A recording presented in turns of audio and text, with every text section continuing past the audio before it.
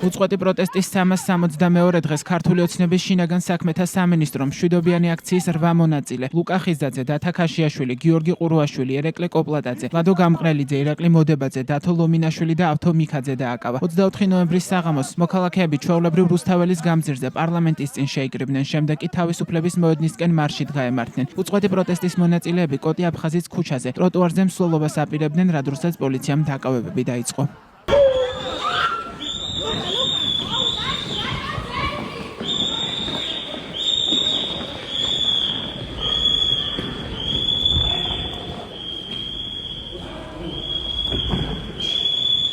ლუკა ხიზაძეს აკავებენ. ის გამო არ ვიცი. მოდიოდა მარში.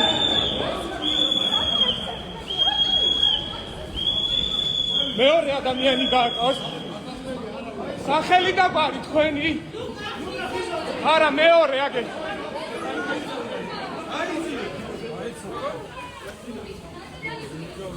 პოლიციამ პროტესტის მონაწილეები თავისუფლების მოედანთანაც დააკავა. მოქალაქეები ტროტუარზე სხვა დემონსტრანტებთან ერთად იდგნენ, როცა პოლიციელები მათთან მივიდნენ და ძალის გამოყენებით აიყვანეს.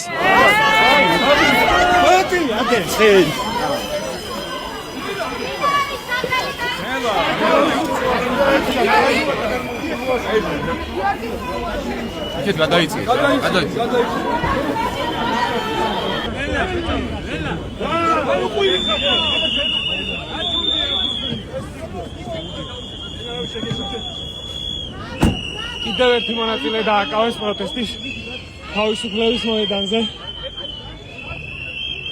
და კიდევ ერთ მონაწილეს აქციის მონაწილეს აკავებენ ჩასვეს.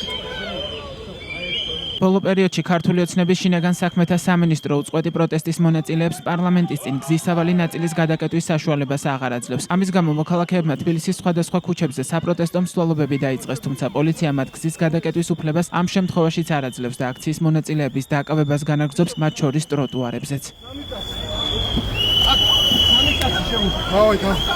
სამი კაცი